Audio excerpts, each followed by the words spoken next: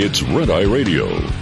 Gary McNamara and Eric Harley talk about everything from politics to social issues and news of the day. Whether you're up late or you're just starting your day, welcome to the show. This is Red Eye Radio.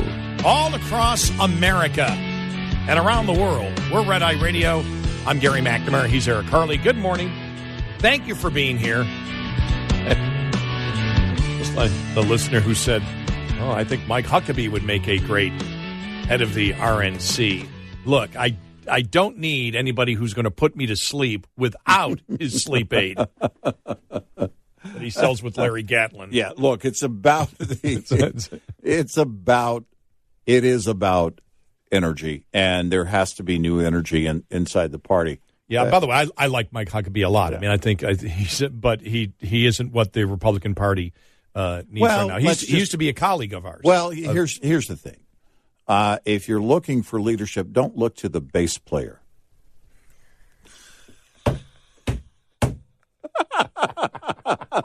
That was the number one rule in every band I played in, especially when I was the bass player.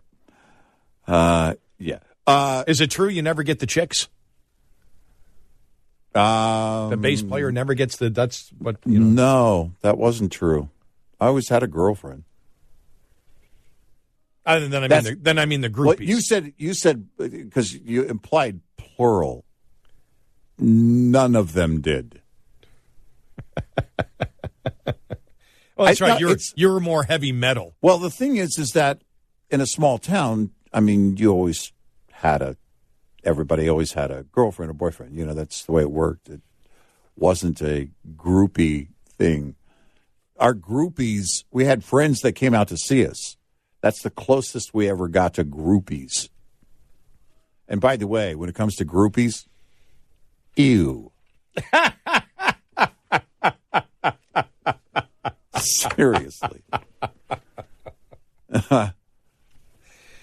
Yeah. I mean, because if that's the case, the band Rush, their groupies are responsible for collectively inventing the internet, smartphones, pretty much all of technology. It's. I can still remember in the documentary that they had both Gene Simmons and the Kim Mitchell from Canada who toured with Rush all the time, right? Talking about Rush is like all these parties are going on. It's like, where are the guys from Rush? They're in the room reading books. Well, as the time went on, there was a couple of stories about Alex Lifeson, the guitarist, in the early days, his very early days, when they were still traveling in one small van, basically. You know, and as a trio, I think you get away with that easier. But and he had some. I mean, he and Geddy Lee, they were married early, are very, very, not to each other, by the way. But I don't know, and frankly, don't care. But they are kind of the pranksters, and I mean, Alex Lifeson, the Rock Hall of Fame, blah blah blah blah blah blah blah blah blah blah blah. That was great. That was. I was watching part of a documentary on Neil Peart, and the questions came up, and well, are you a conservative? And he says, I'm a liberal-leaning libertarian. And they were talking about Ayn Rand and some of the work that some of the authors that he followed and read in years past. And he said, "Oh, when I was young, a lot of that was kind of spoke to me where I was then. In my mind, that stuff really spoke out to me." And he said, later in life, they asked him, he said, I'm a liberal-leaning libertarian, And I thought, okay. But he's also Canadian. He was. And I thought, here's a guy who was a total brainiac. If you think about it, all three of them were, but it was just a very interesting dynamic, that they had as a band and their fan base. If the Republican Party were a band, you wouldn't want the bass player as the leader, and that's the whole point. You don't. You need unless it's a bass player like Geezer Butler, Black Sabbath, Steve Harris, Iron Maiden, Stu Hamm, Geddy Lee. These people, all leaders.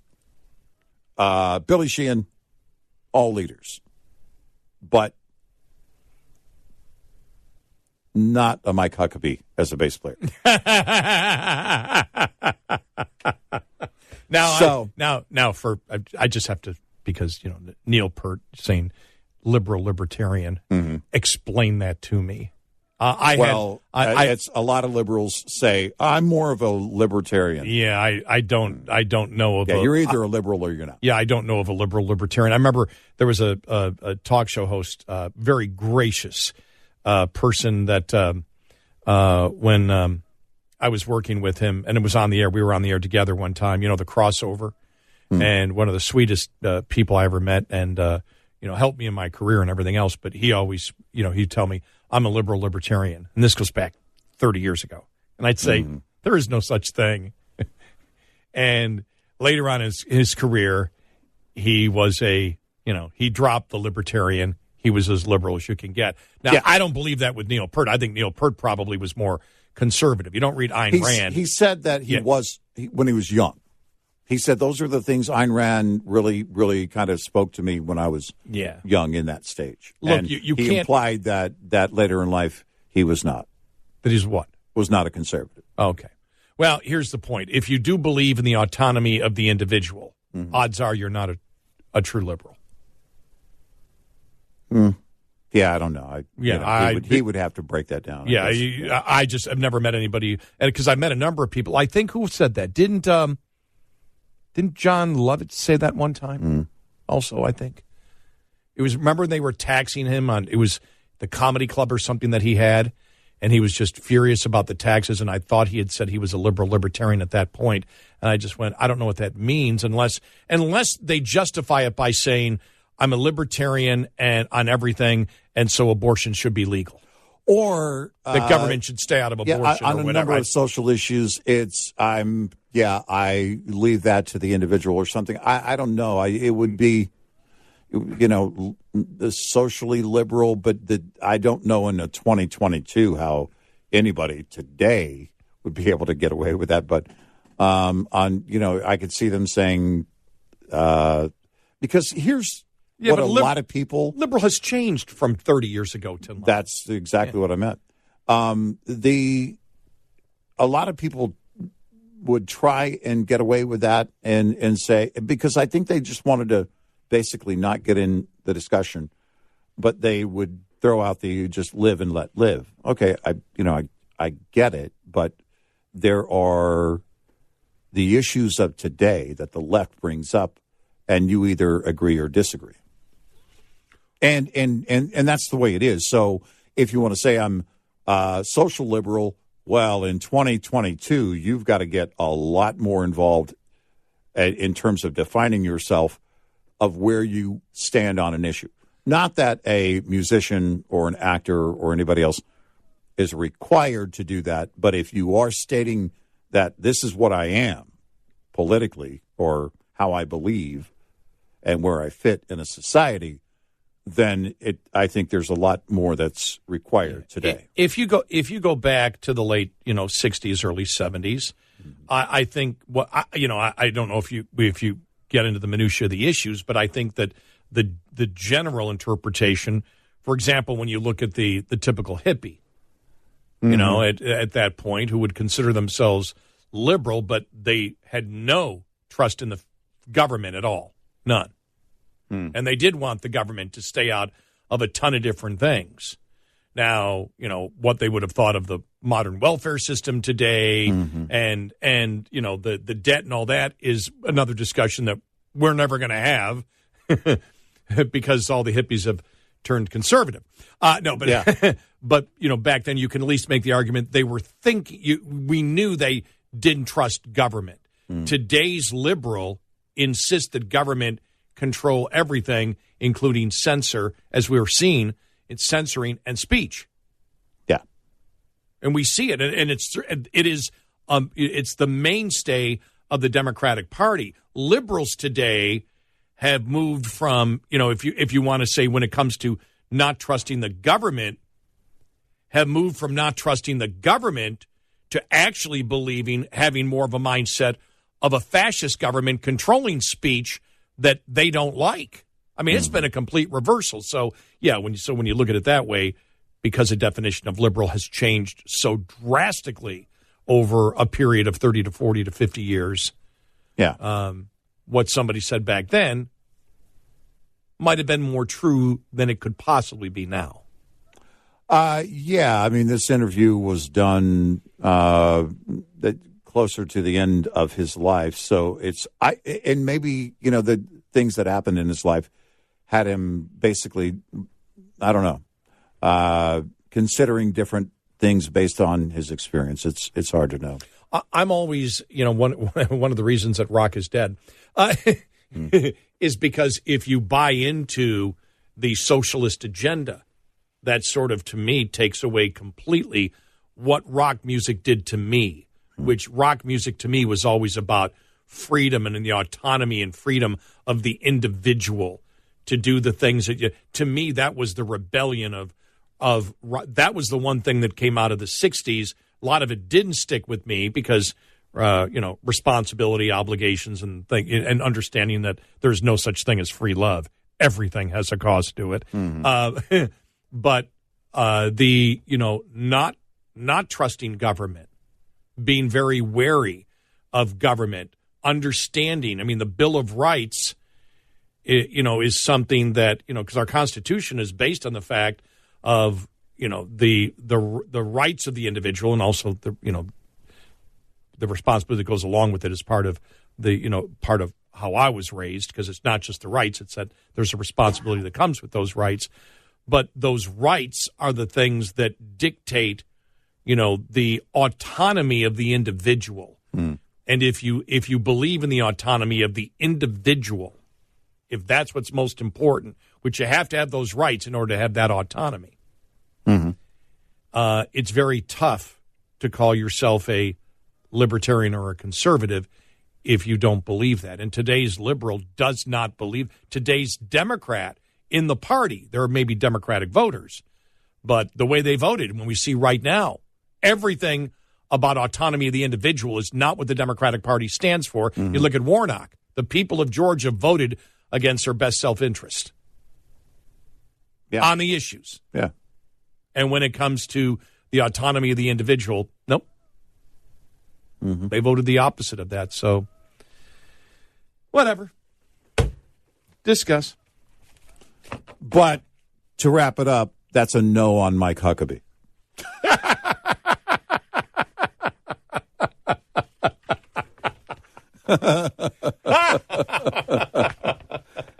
Yes, I know on Mike Huckabee for the head of the RNC. Yeah. And look, people could do that all day, who they might choose, and that really isn't the point. The point is when you get to be an owner of a team and say, okay, everybody has to go. All right, who should we look for? Well, we got a wide variety of people we're going to interview, but all these people have to go. And you need to get to that because they need new imagery. One of the reasons that DeSantis is so popular is because he brings something that's brand new and fresh and not tied to anybody but himself. Right. And the people of his party in Florida that agree with him.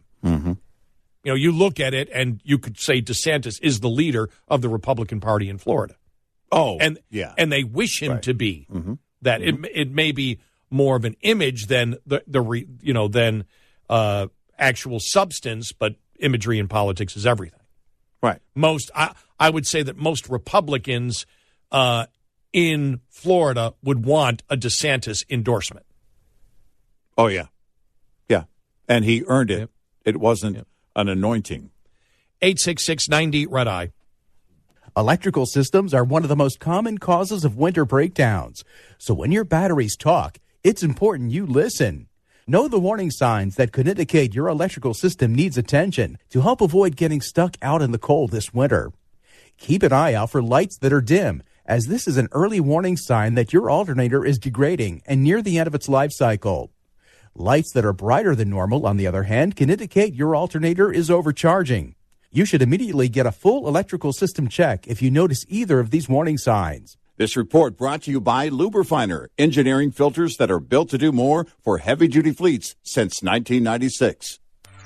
Get in touch with Red Eye Radio, toll free at 866-90-RED-EYE.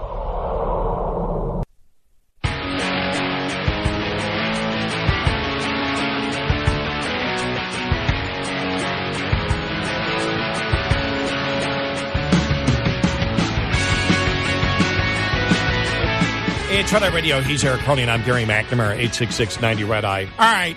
We did this to start the show. We need to do this a couple of times before we get out of here today. All right. Okay. Because this was just, we've been talking about the book of answers that the president's press secretary, Karine Jean-Pierre, uses all the time. Mm-hmm. We can't believe, we actually can't believe that this didn't happen earlier. Yeah, after hearing this or after seeing this, it's amazing that this hasn't happened before. Yes, because this shows how totally and completely unprepared she is. When I first saw the headline, I said, this can't be true. But she was actually asked a question. Fumbled through the book, started answering the question, and realized she was not answering the question that was asked to her. She found the wrong answer in the book of answers. Mm-hmm. Here it is. Senator Shaheen has a statement. She's apparently not coming to the ball tonight. Oh, okay. She's upset that the president endorsed a proposal to put South Carolina ahead of New Hampshire. And she says that New Hampshire is now vulnerable for her party. Does the president have a response to that? So look, we honor the Hatch Act, as I mentioned many times before here, as we are talking about a potential election, a 2024 presidential election. But looking backward, it is the ultimate irony, that the 2020 election was proven by the Trump administration's Homeland. Oh, sorry, I think I got ahead of myself there. The sound of her turning the page is painful to listen to. And the thing is, when I first saw, I saw the headline, but when she said the Hatch Act, I'm like, what does the Hatch Act have to do? It's got nothing to do with the Democratic primary. She fumbled through as the question was being asked to the wrong answer in the book and didn't figure it out for about 15 seconds. That she was answering a question that wasn't asked. It's how just totally and completely unprepared. Totally. Clueless. And frankly, shocking that hasn't happened yet before, that we know of. Wow. And I can't believe this isn't a bigger story, because her gaffes are always huge stories, and this one, for some reason, the conservative media really hasn't picked up on. Like I think because it just shows how incredibly unprepared. I've never seen that ever in any White House press briefing. Did she even hear the question? She's not even listening to the question. She's probably not even listening. She probably is like little transmitter in her ears saying, she's listening and the person's talking and they're talking to her going, go to page 13 and read that answer. And the person giving her the information. No, that's actually a logical explanation.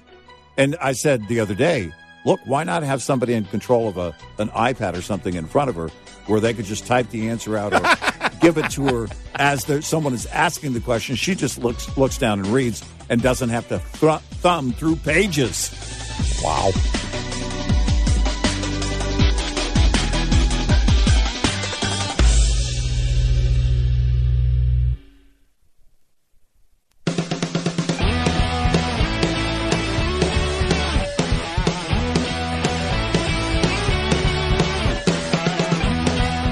On your smart speaker, say, play Red Eye Radio. And if you're really nice, She might. Red Eye Radio.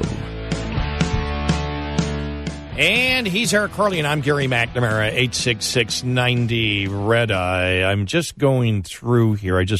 I thought about it because I'd seen this yesterday. The question was being asked on social media. Does anybody think that, Jim Baker now is going to be interviewed by all of these different liberal networks? And, some were saying, he should be making the rounds. And I went, no, he won't. He won't be making the rounds. No. They don't want to discuss this. No. And I can't find, I'm going through Mediaite or anybody else and Newsbusters to see if there's anybody who interviewed, because normally that would be the first interview, right? Yeah. Jim Baker, right? Right. He's he's the one that we're on his side, and therefore we need to interview him. And I don't see anywhere where anyone has interviewed him or said they tried to get an interview with him. Well, now I'm assuming the conservative media probably wanted to interview him. Yeah. This is not like a McCabe, Peter Strzok situation. With McCabe, remember the whole thing of McCabe being fired? Mm-hmm. And it was before he reached full retirement or whatever. And everybody, we'll start a GoFundMe. We'll hire him. Whatever. But it was this adoration for McCabe and Peter Strzok because, they were going to be the guys, I guess, that brought down Trump. Well, that type of adoration for that very different reason is one thing. I think there are probably many in the liberal media that would love to have him on.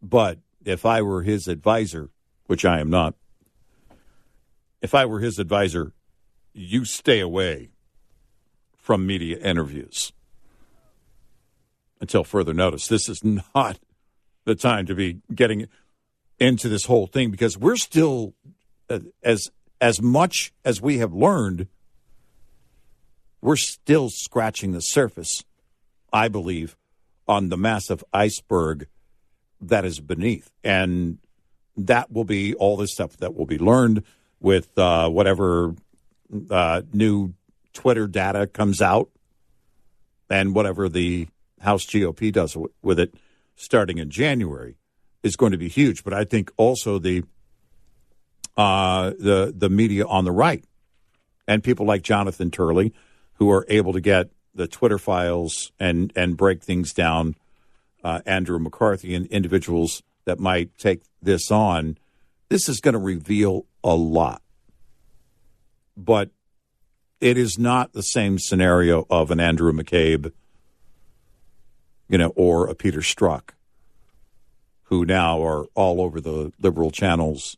Is McCabe still working at CNN or MSNBC, wherever he landed? I don't know. With all the layoffs anymore, I know CNN announced that they were just going to move on to guests who were experts, and the contributors they weren't going to focus on as much because many of those people get paid.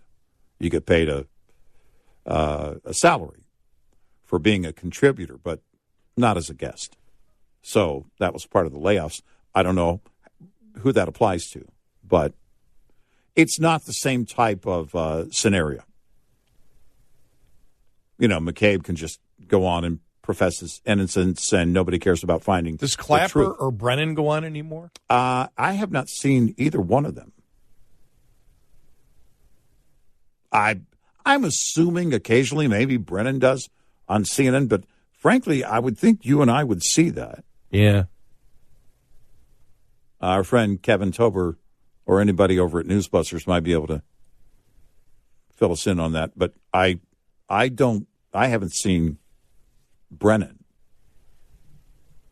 in a while. Yeah, I haven't seen a story where his contribution or comments rose to the top in a while. Well, I'm just happy because as you were talking there, I went, let me just check here. And I went to Fox, Fox.com. Mm-hmm. What's the lead story? Prince Harry and Meghan Markle share intimate details in newly released docuseries. Well, thank goodness we're focusing on. Thanks, Fox. We really appreciate that. Thanks for covering the news. No, that's great. That's awesome. Yeah, that's good job. The news that matters. God, just unbelievable. I mean, that's all over the place, and they do it because it's the top post at FoxNews.com right now. That's what I just said. Yeah, it's for those that aren't looking at the page. Yeah, it's essentially the banner. It's the banner story. Yes.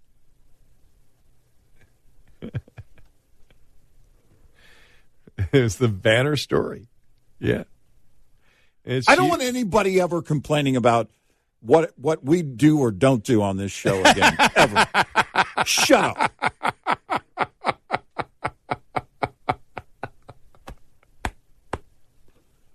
Just shut up.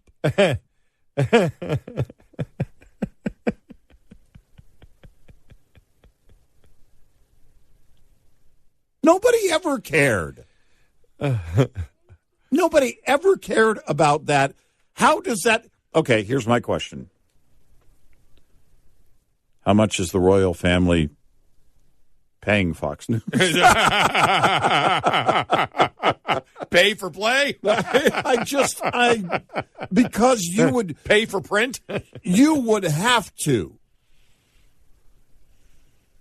spend a lot of money to get people interested in that. And I mean... my gosh, how much are they going to pay their readers of FoxNews.com to engage in that? That is just garbage. But, here's the sad part.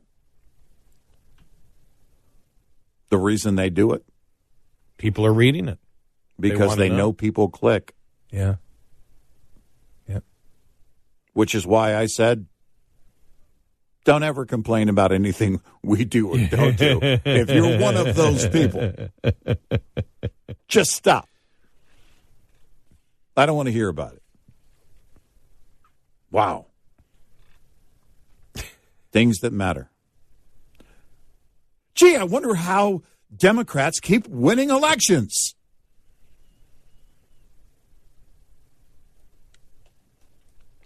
I was looking for the story on Elon Musk about the NBC reporter, and I found it. NBC News reporter Ben Collins repeatedly attacks, ridicules Elon Musk while covering Twitter owner. That's where I was actually headed because I'd seen a story about it. It's a recent story, so I thought that might still be at the top. Right. And that's why I went to Fox News as you were talking. And when I went to find it, there it is. Oh, my gosh. The royal couple. And it says, NBC News senior reporter Ben Collins has repeatedly and openly criticized Elon Musk and his handling of Twitter, raising questions of whether he can report impartially on the topic. The left-leaning Collins covers disinformation, extremism, and the Internet, according to the NBC website. He describes his job as covering Twitter, but Collins has emerged as a chief antagonist of Musk's Twitter leadership and has repeatedly scolded him during TV appearances. Recent NBC News headlines, there's an exodus of Twitter executives, including the head of trust and safety, as Musk's chaotic reign continues. Musk fires Twitter engineers after critical post on Twitter and Slack. And should I delete my DMs? What Twitter has on you, what you can and you can't do about it, either were written by Collins or he contributed to them. But while NBC News bills itself as nonpartisan source of trusted information,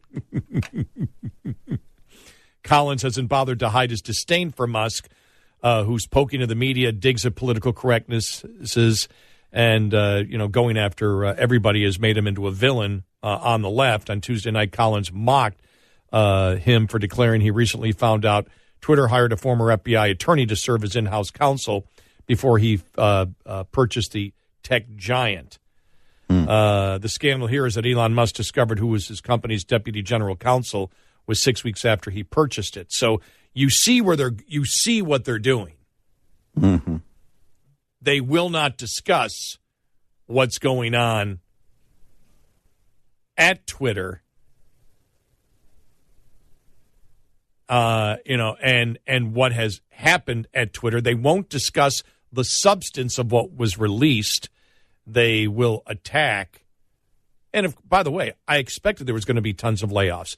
But there was supposed to be tons of layoffs, remember, even if Elon Musk didn't take over. Remember, people forget about that. Yeah. They were going to lay off.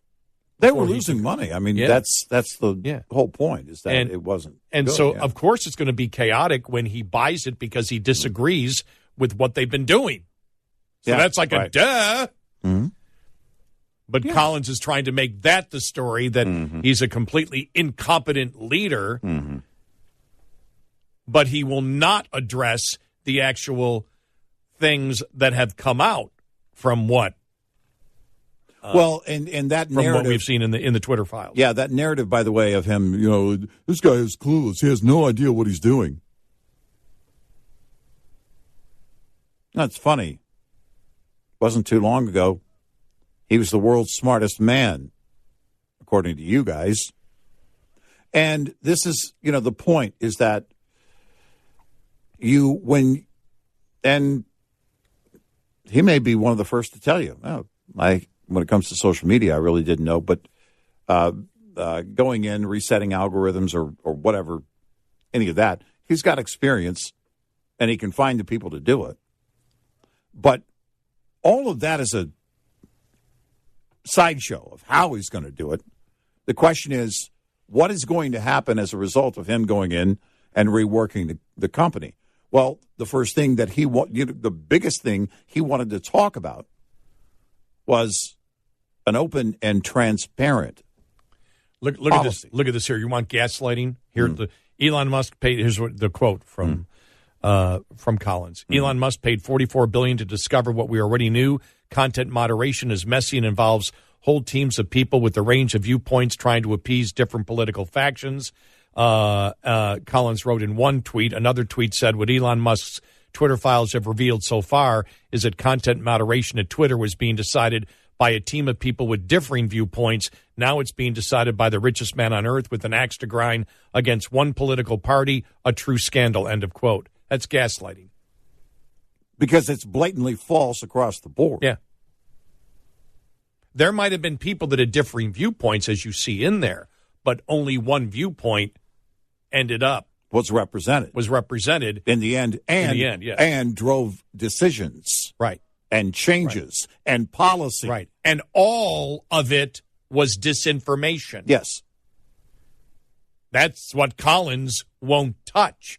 All of it, everything that Twitter did when it came to the Hunter Biden laptop story that they said they were doing in order to stop disinformation, was releasing disinformation and hiding the truth.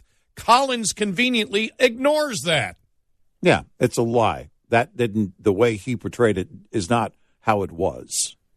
And he says Collins also tweeted that Musk is now learning the hard way what information researchers have known for decades. Everybody is pro-free speech. No blank. Also, you run a for-profit company, you will meet your line eventually. Well, everybody's not pro-free speech. That's more gaslighting coming from Collins. Because everybody knows that's not the case. Yep. Just amazing. So, again, won't touch the substance of what is being released, going after Musk, in essence, personally, and lying about what's going on. Yeah. Or gaslighting by omission. Right. So that was the story I got to, and what did I first see again was the royal couple. Because America is obsessed with the royal couple. Apparently our lives are so bankrupt that we need to know what Prince Harry and Meghan are doing every single day, and it needs to be the top story. Keep clicking on it. 866, I didn't click on it, by the way. 866-90-RED-EYE. We'll be right back with more Red Eye Radio with Eric Harley and Gary McNamara.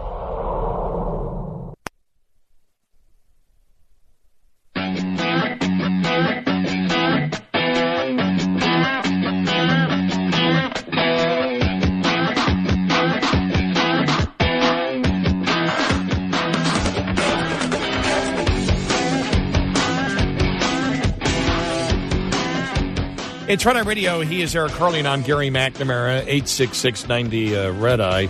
Very quickly here, this Georgia company is selling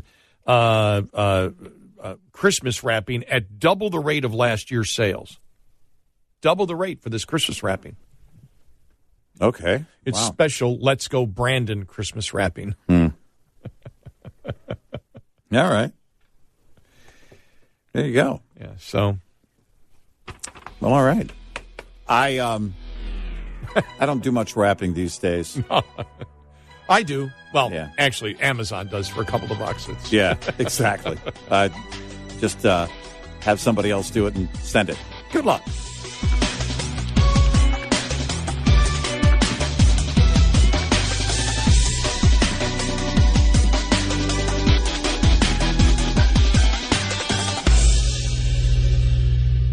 This is Red Eye Radio on Westwood One.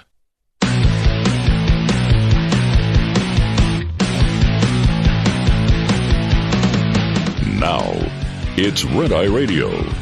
Gary McNamara and Eric Harley talk about everything from politics to social issues and news of the day. Whether you're up late or you're just starting your day, welcome to the show. This is Red Eye Radio.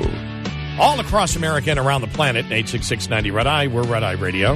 Well, we are. I'm Eric. I'm Gary McNamara. He's Eric Harley. Wait, whoa. You're reading from the wrong page in the answer book. I'm reading from the wrong book of answers. Don't get ahead of yourself. We'll get to that here in just a couple of moments here. Download our Red Eye Radio app today, and if you can't listen to us live on one of our great radio stations overnight, you can listen during the day or whenever you want on your smartphone or smart speakers, and your smartphone and smart speakers. Mm-hmm. Yeah. And thank you. Okay, I think I got it down now. All right. I'm getting so excited because there's so many topics here. Mm-hmm. First off is a story out yesterday that AOC is under investigation by the House Ethics Committee. They didn't say why, but the New York Post saying they believe it is related to when she went to the Met Gala last year. Remember that? Mm-hmm. And she wore that dress that said tax the rich. She got free tickets for that. Right. And so the ethics complaint is about that. AOC responded later on to those allegations and said, All right, listen, okay, listen. I just love that. Any excuse to play it. Play it again. But you got to play it all the way through. The last listen. Play the last listen. I already. What are you doing? Because I was opening up the next window. I was opening my next window to the better story. I don't care about stories. I want my own entertainment to be served. Of Karine Jean-Pierre. Well, I'm still okay, fine. It's still going to be entertaining. All right. That's fine. Whatever. I don't want to have to go back on the air and open up the window again. Why not? Jeez, he's actually gonna make me do this. Yeah, I am. I don't think it'd be that hard to find. Probably here. not. Just hang on. You can do it. We're almost. We all there. have confidence. We're almost there. We're rooting for you. All right, here we go. All Okay. right, listen, okay, listen.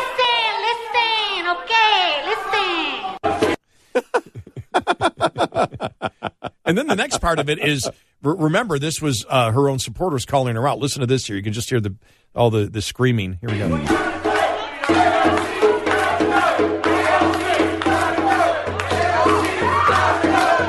I mean, that's a liberal circular firing squad. AOC has got to go. AOC has got to go. Yeah. AOC has got to go.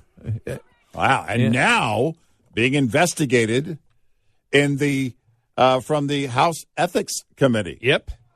Wow. Oh, my gosh. All right, listen, okay, listen. Now, the better story from yesterday. Hey, it's the last hour of the show. I don't care about anybody except entertaining Eric. That's all I care about. That's why I had to do what I had to do, which is why I got rid of that window and had to reopen it again, live on air, just for him. It's all I care about. All right, the next one to entertain Eric. Okay. This is unbelievable. Mm-hmm. If you just woke up, you're going to be like I was and say, this can't be real. This has to be the Babylon Bee. It can't be real.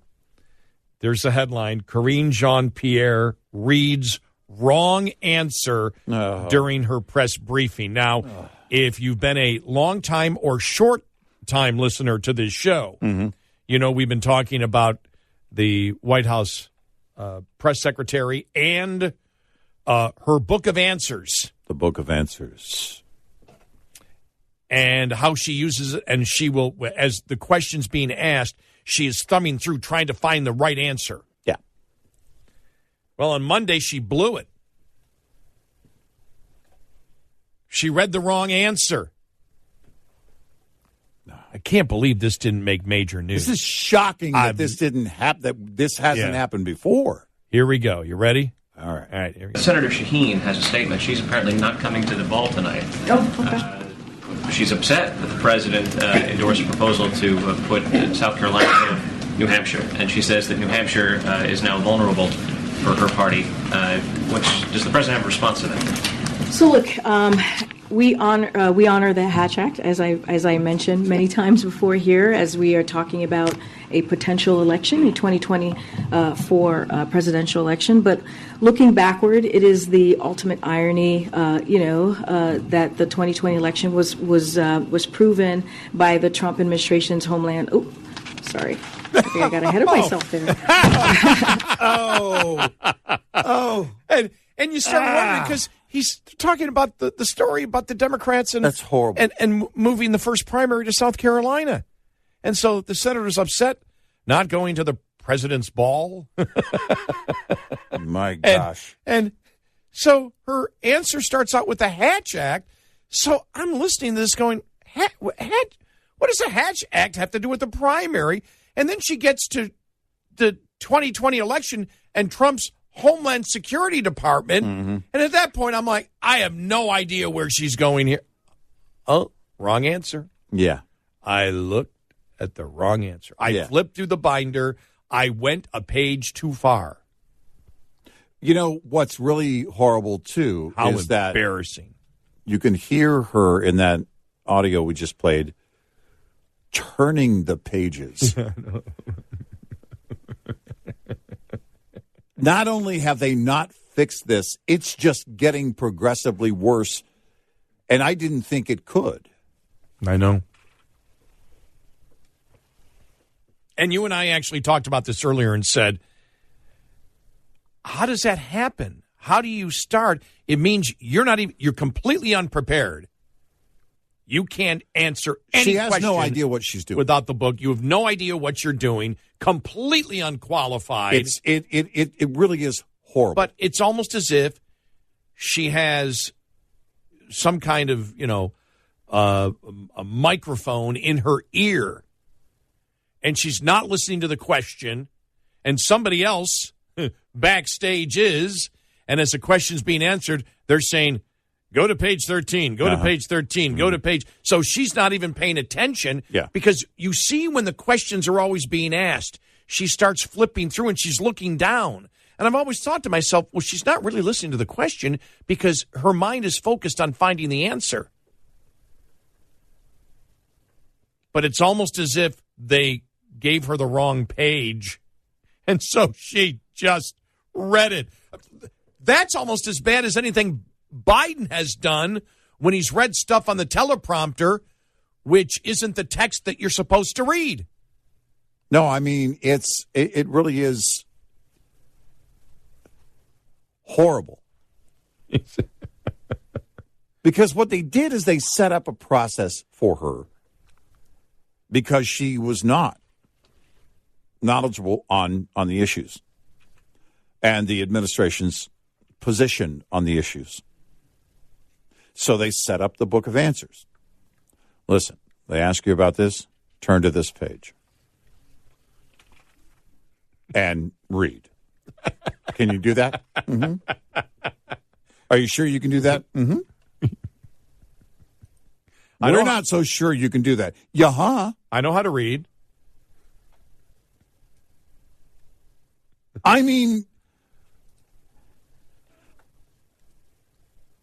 and after that, what is said behind the scenes? I mean, that's just, forget about being embarrassing. That's far beyond being embarrassing. Embarrassing was having the book of answers to begin with.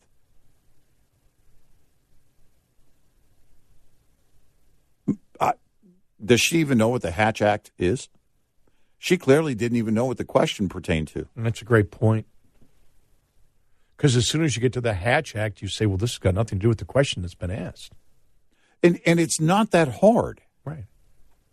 Well, with all due respect to Senator Shaheen and, more importantly, the people of New Hampshire, the president believes that every voice should be heard in the process and that we should all have a discussion about changing the process to make sure that everyone's voice is heard. And he welcomes Shaheen not only to the event, but also to the discussion to be a part of that and represent the people of New Hampshire in that discussion as to how the process in the primary is going to work going forward for the party. Next question. That's not hard. And I'm not a Democrat. And I don't support Biden. And quite frankly, didn't even think this was much of an important story yesterday when it came down about Shaheen and all of that. And I glossed over it. And I'm not that knowledgeable on the story itself, except for the fact that I know exactly what the gist of the question is, enough to answer it in the way that somebody standing at that podium should be able to do. How many times have we done this? Because both you and I have done this where we'll sit there and say, well, this should have been the answer, and we do it ad lib. Yep. And we're not even Democrats, and right. We can answer the question. Right. I was not reading there. Right. The way that and he has no. I want to make this clear. I'm looking right. Let me look. Mm-hmm. Oh, I'm not. No, nothing. He's got a bottled water. Mm-hmm. Some cold coffee. I see some coffee. Mm-hmm. I see your reading glasses. You're not wearing your reading. See, No, I'm not. He couldn't be reading it. He's not wearing his reading glasses. Right. His reading glasses are sitting there. Eric has no book of answers in front of him at all. No, my phone is turned off, so no. His phone's I don't want anybody calling me. It's off most of the time, to be clear.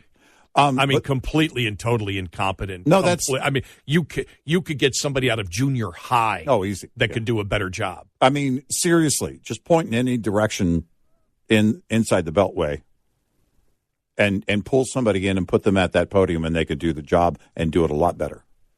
It's the Beltway. You know, it's the Beltway. Coming up, economists say the U.S. housing is in a recession, and Eric and I's response to that when we first saw the story was, well, duh, it's contraction. Of course it's in a recession, right? That segment of the market. Also, the New York Times union is on strike. The New York Times is on strike. We'll give you the best analysis that you're going to hear on that coming up. And, did you see Newsom redefines oil company windfall tax as a penalty to avoid the 2/3 vote that is needed for the legislature to do this. He's doing a John Roberts. Yeah, right. It's not a tax, it's a penalty. Right. Which I would say it's a penalty because of the price we're charging. You can penalize us. I wonder if that would even get overturned in the California Supreme Court. Oh, some of his other stupid decisions have. Yeah. 866-90 Red Eye. Over the next few days, lots of people will be throwing lots of parties all the way from huge blowout bashes down to small dinner parties. Now, if you have a dog or cat, either type party, and even just the extra holiday commotion and all, can be stressful for our pets. Kansas State University veterinarian Dr. Susan Nelson says some pets love it, others get really stressed out. If your dog or your cat is not comfortable with strangers and other people in the house, then they should probably be shut up in a back room, dogs maybe in their crate during the party time. That way they'll be less stressed and not in the midst of everything. If you can't do that or you don't think it'll work, check ahead of time with your vet. There's herbal supplements that can be safe and effective for mild stress to help with that. And then for ones who really get stressed and bothered, we can even look at some prescription medications if needed over the holidays. Which will relieve your pet's stress and your stress too as pet owner and party host. Gary Crawford for the U.S. Department of Agriculture, Washington. The USDA report is brought to you by Cenex Roadmaster XL Premium Highway Diesel Fuel. Coming up, more with Gary McNamara and Eric Harley. It's Red Eye Radio.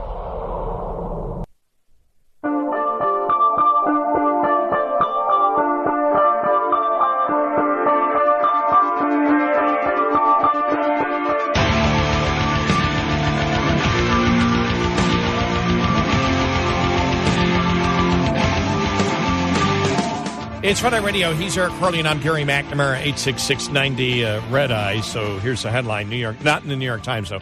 New York Times Union calls on readers to join digital picket line as their strike begins. It began at midnight last night. Now, the good thing about the fact that the New York Times going on strike today is that they haven't been covering the important stories anyway for the last week, so nobody's really going to miss them. Yes, so while on strike, they will not be covering the important stories. But here's the thing. When the strike is over, they will go right back to work, not covering the important stories. Yes. So understand that. Here it is, somebody from the union. We're asking readers to not engage in any New York Times platforms tomorrow and stand with us on the digital picket line.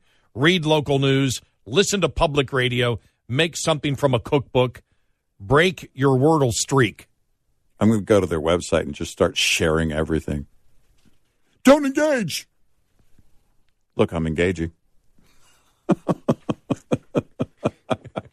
What they're saying is, don't make money for our bosses. We need you to engage in something else because we're on strike. And if That's a nice little liberal circular firing squad. Oh, isn't it? it is. Labor and management at New York Times. Well, what are you going to do? Sorry, just the way it works out. We heard Musk is buying the New York Times. Yeah. Let's start that rumor. Now, that would be a threat to the union. Oh, my gosh. If New York Times managing, look, we're not going to deal with you anymore. In fact, Elon Musk is thinking of buying it, and we're thinking of selling. Yes. Anybody suggest that to management to get them then to get the union to readily agree? Yeah. Then he goes on to buy the Washington Post, Salon.com, Politico, NPR. I don't even know if he can. Well, no. NPR because he can get government subsidies. And he knows how to do that. Exactly. So he's already got the paperwork filled out. Boom, he's in.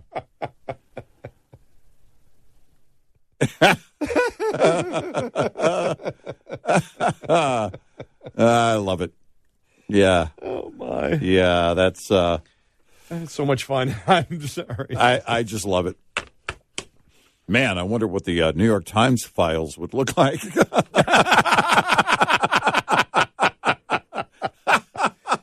Oh, you know what? You know who from the FBI had a office there? James Comey.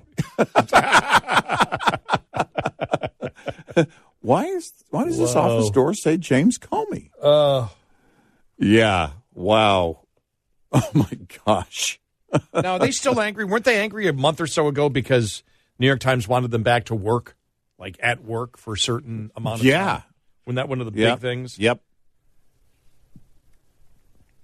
The announcement follows a series of failed negotiations with the management over multiple issues such as pay increases, health insurance, and pension plans. While the union threatened to go on strike as far back as Friday, it appears that negotiations to end the strike had not come to fruition. Frustration with negotiations were first reported in August by the New York Post. After more than 2 years without a pay hike, members of the union also insisted that workers be able to retain their option, there it is, to work remotely indefinitely, as opposed to the New York Times' original mandatory deadline of July 2023. I bet that was the number one thing. I bet that was the driver right there. And by the way, here to those that are union members there at the New York Times, you know who you should turn to who truly cares about unions, and that's Joe Biden.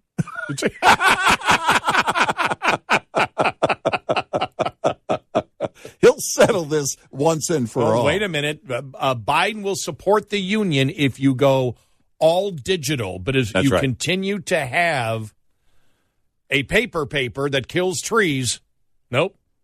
Well, we want your union gone because of climate change. Because without you, New York Times, there will be just all of this disinformation. And that would be bad for America. So the president will have to step in and order you back to work. Oh, man. If only. So many angles on this. Mm-hmm. So many fun angles. So many Babylon Bee angles.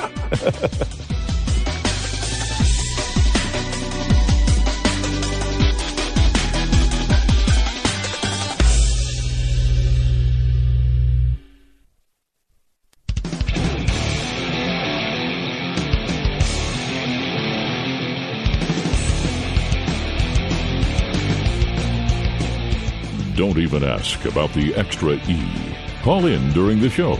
1-866-90-RED-EYE. Red Eye Radio. And he's Eric Harley, and I'm Gary McNamara, 866-90-RED-EYE. Interesting audio I have here from CNBC. Yesterday, I believe it was. Yeah, yesterday. And it was Larry Kudlow, who was one of Trump's economic advisors, and Kellyanne Conway, of course, who was his strategist. Yes. Who is actually the one that's credited with winning him the election in 2016. And they were discussing Trump. And let's listen a little bit as to what these are two of the most loyal supporters of Trump that you could possibly find out there. Here we go. Netanyahu on last night talking about this. Yes. But he's got to make a statement, Kellyanne, and he's also this business about suspending the Constitution because we learned there was, free speech finagling with Twitter. I mean, come on. You don't suspend the Constitution. And he's got to get off 2020. He just has to. He gave a good speech when he declared for president, although I think that was premature, but whatever. It was a pretty good speech. Since then, he's just gone into a ditch. He'll never climb out of it. Gave a great speech late July to AFPI in Washington. It was very policy-focused. Took 61 minutes to even mention the 2020 elections. So we know it's there. And look, I think elections are always about the future, not the past. People want presidential candidates, particularly a former president, Larry, that was successful on energy and economy and national security and border security and so many other issues. They want that person to talk about the people's grievances and not their own. There you go. I mean, this isn't rocket science. And, Kudlow also said, he goes, I want to clear the air. I want to get this out of here. I don't understand what our former boss is doing. I love the guy, but I don't understand Kanye West hanging out with white nationalists, hanging out with anti-Semitic people, talking about ending the Constitution or postponing the Constitution. I don't get it. I don't know why he's saying it. And if he says it, why hasn't he given, apologized for it or corrected the record or something, because he's losing support left and right. I hear it everywhere. Help me. That's from Larry Kudlow. Victor Davis Hanson also wrote something, and he went through all of Trump's accomplishments. And if you read it, it's really, the way that he laid it out, extremely impressive, and said, that's what you run on. Yeah. That's what you should have been running. Right. And then you look at all the things that he did and all the things that the Democrats did and all the things that Trump said would come true, which did with Democrats, and none of the promotion is about that whatsoever. It's all about, his, as Kellyanne Conway says, his grievances, 2020, and everything that could win him could have won him the election. Because I believe it's too late to turn back now. Once you lose the support, and I don't believe he can change.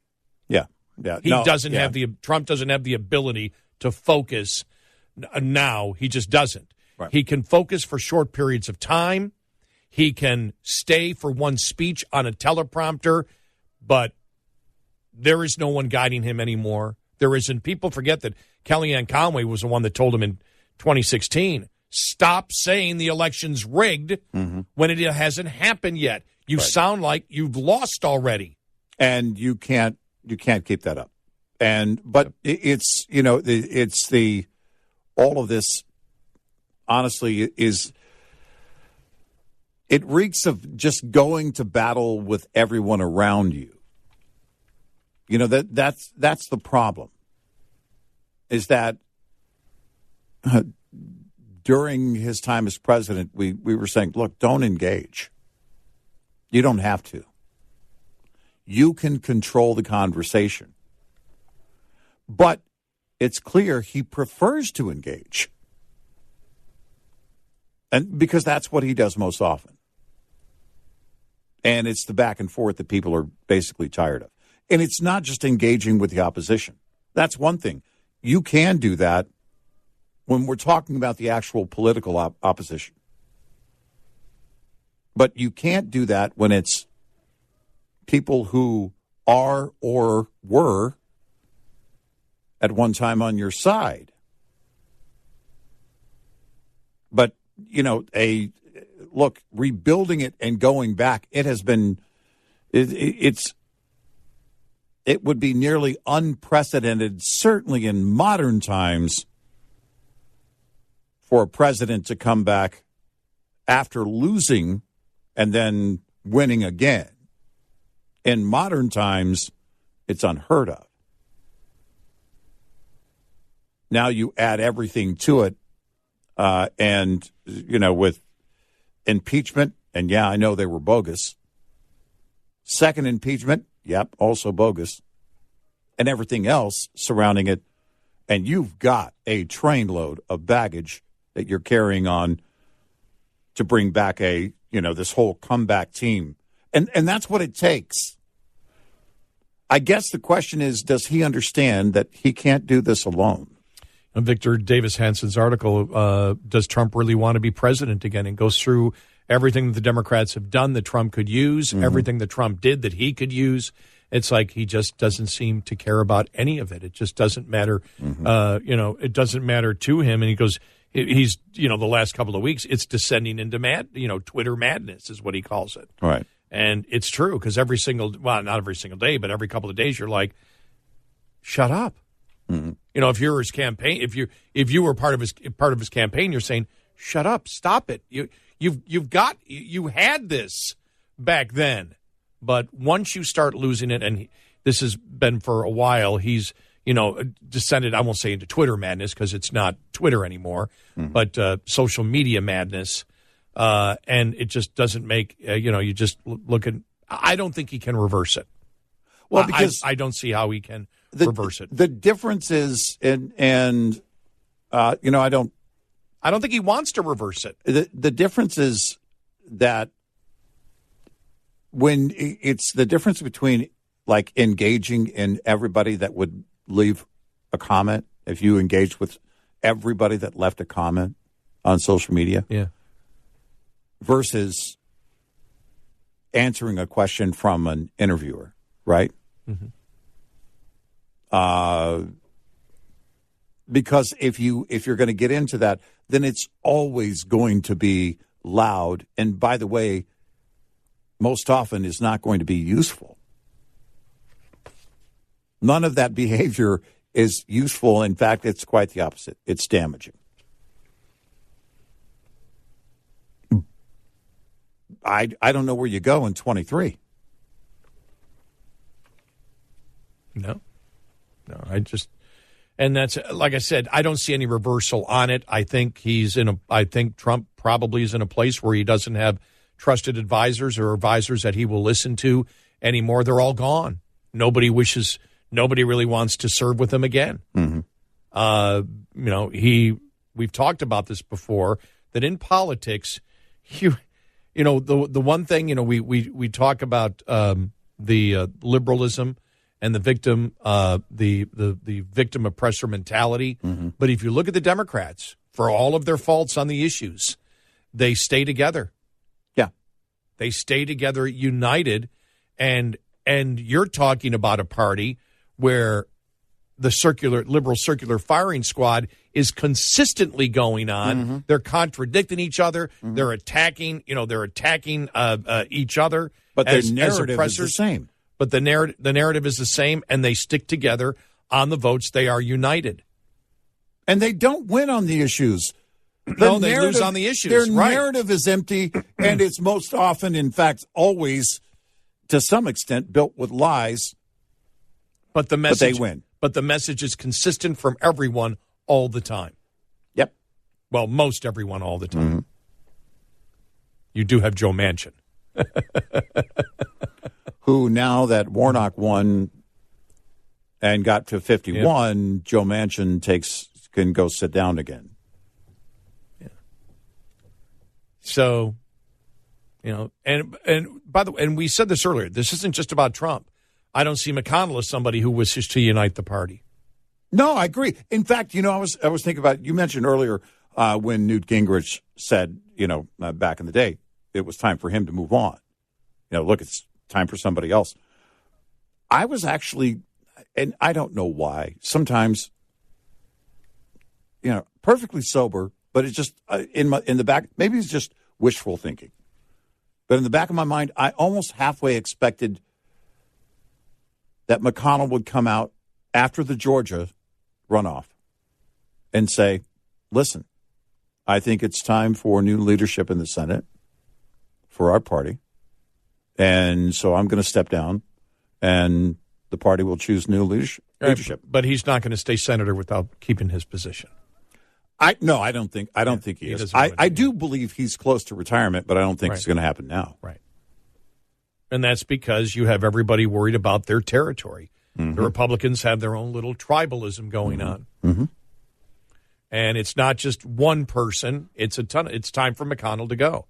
You need new leadership. When you've had this many losses in this period of time, when all the issues are when all of the issues are in your favor, is the same thing as if you've got great talent on a football team, and it's obvious that the general manager, who has hired a succession of coaches, is hiring the wrong coaches, and you've got the talent, and the ownership says everybody goes. Well, who are you going to hire? Well, we've got to go in a new direction somehow. Everything is a gamble, but we can't have this anymore. Right. And I look at Ronna McDaniel. She should go. I look at McConnell.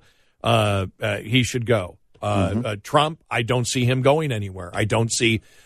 He's not a leader who wishes to unite the Republican Party. So his influence, I'm not going to say he should unite the party, because he can't. That's not what he's about.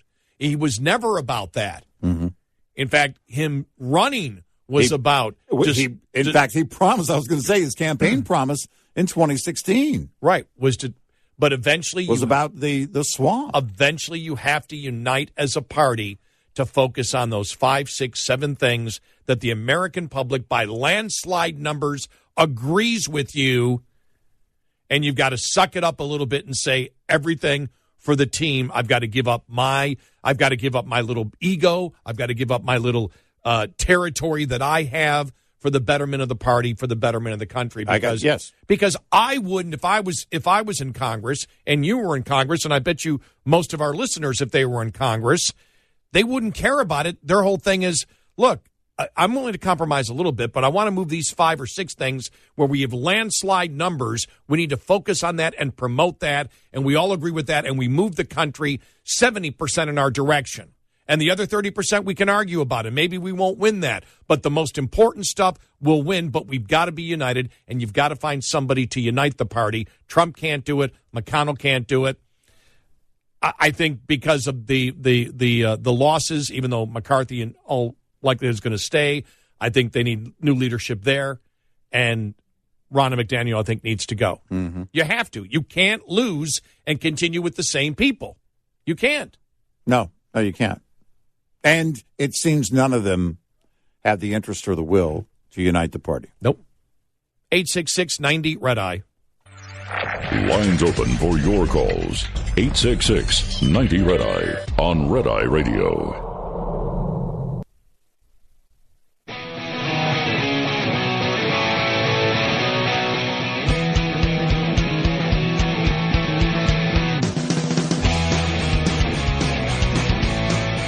It's Red Eye Radio. He's Eric Carly, and I'm Gary McNamara, 866-90-RED-EYE. And about, since talking about the Republican Party, when you look at Trump, and you and I were just discussing this, I agree with you. I think the only reason that he announced he's running for president is because of the DOJ. I think the timing and everything looked very everything basically in that move pointed because to that. you would have if you're truly saying I'm going to run and I'm going to be the first to announce, then you'd be at where's the rallies? You'd be doing rallies for the next 30 days because nobody is doing anything. Really, and you do rallies for 30 days. You get to all of the primary states early, and he quite did none frankly, of that. I would have announced in Iowa.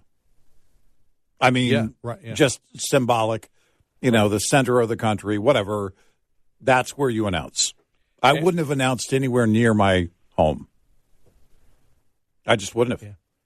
Yeah. And so when you look at it overall, there is no campaign going on. No. I'm starting, I'm announcing. When you announce, you start the campaign. You go. And every day you're campaigning, and everything you say is a campaign, and blah, blah, blah, and this is why I want to be president again, and all of that is... There's nothing. And there's nothing. You get and I do believe it was a preemptive move, and maybe somebody advised him and said, look, it may not work, but you can give it a shot. And you get in. And I also think that he, like many others, thought that the Republicans were going to have a much better day on November 8th. Yeah. Right. And that he could ride that momentum, and that momentum could create more, euphoria. But and certainly, it might have. It could have. If all of his candidates, hypothetically, if all of his candidates would have won, of course it would have. If all of his candidates would have won, that would have been the energizer. Does it create the same euphoria long term? I don't know. But it would have, at least in that 7-day period, because he announced a week later, that would have been the momentum. Mm-hmm. So we'll see.